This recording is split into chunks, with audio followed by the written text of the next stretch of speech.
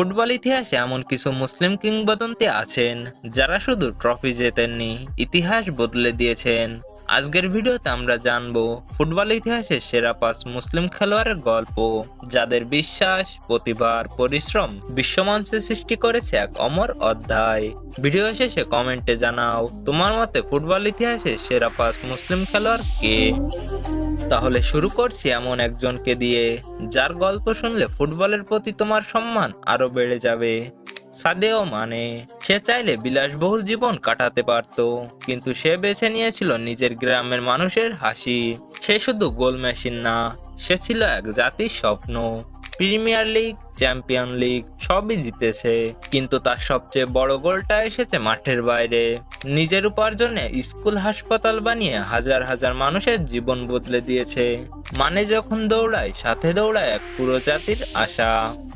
একজন মানুষের গল্প দেখলে বোঝা যায় মহানতা ট্রফিতে নয়, চরিত্রে। এবার আসছে এমন এক গোল মেশিন যার নাম শুনলেই ডিফেন্ডারদের ঘুম উড়ে যায়। মোহাম্মদ সালাহ। মিশরের এক ছোট শহরের ছেলে, আজ পুরো বিশ্বের আইকন। গতি, ড্রিবলিং, ফিনিশিং, সালাহ মানেই আতঙ্ক। কিন্তু তার সবচেয়ে বড় পরিচয় প্রতিটি গোলের পর তার সেজদা, যা তাকে বানিয়েছে বিশ্বজুড়ে সম্মানের প্রতীক। সে শুধু প্লেয়ার না, সে এক যুগের প্রতীক। সালাহ শট নিলে গোলপোস্ট আগে থেকেই প্রস্তুত থাকে। গোলের রাজাকে দেখলে এবার এমন এক শিল্পীর পালা যার ক্যারিয়ার ছিল সমালোচনার বিরুদ্ধে নীরব যুদ্ধ। ফ্রাঙ্ক রিবেইরি, যার মুখের দাগ নিয়ে সবাই হাসতো।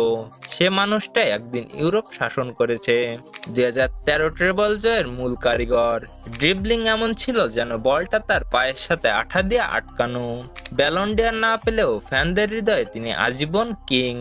রিবেইরি যখন নাচে, ডিফেন্স তখন তাল হারায়। তিনজন কিংবদন্তি দেখলে এবার আসছে বড় ম্যাচের আসল নায়ক, করিম বেনজেমা। বছরের পর বছর অন্যের ছায়ায় থাকা এক প্লেয়ার, সময় এলেই হয়ে উঠল বিশ্বের সেরা। রিয়াল মাদ্রিদের জার্সিতে তিনি ছিলেন এলিগেন্স এবং কিলার ইনস্টিংক্টের মিশ্রণ। রোনালদো চলে যাওয়ার পর তিনি একাই পুরো দলকে নেতৃত্ব দিয়েছেন। চ্যাম্পিয়ন্স লিগে সেই কামব্যাক রাতগুলো তার নামের সাথে চিরকাল জড়িয়ে থাকবে। বেনজেমা মাঠে থাকলে অসম্ভব শব্দটা ডিকশনারি থেকে মুছে যায়। 4 জন কিংবদন্তি শেষ, এখন প্রশ্ন সবার উপরে কে। এবার যার নাম আসবে তাকে শুধু ফুটবলার বললে অন্যায় হবে। তিনি ফুটবলের কবি, জিনেদিন জিদান। ফুটবল যদি কবিতা হয়, জিদান সেই কবিতার প্রতিটি শব্দ। বিশ্বকাপ ফাইনাল, চ্যাম্পিয়ন্স লিগ ভলি, তার মুহূর্তগুলো ইতিহাসে খোদাই করা। বল কন্ট্রোল, ভিশন, এলিগেন্স, তিনি ফুটবলকে শিল্পে পরিণত করেছেন। খেলোয়াড় হিসেবে কিংবদন্তি, কোচ হিসেবে 3টি ইউসিএল জিতে নিজেকে নিয়ে গেছেন অন্য স্তরে। জিদান খেললে সময়ও দাঁড়িয়ে দেখে। এই তালিকার বাইরে থেকেও কয়েকজন কিংবদন্তি আছেন যাদের অবদান অস্বীকার করা অসম্ভব। এনগোলো কান্তে, পরিশ্রমের প্রতীক। মেসুত ওজিল, পাসিং এর জাদুকর। রিয়াদ মাহরেজ, টেকনিকের শিল্পী।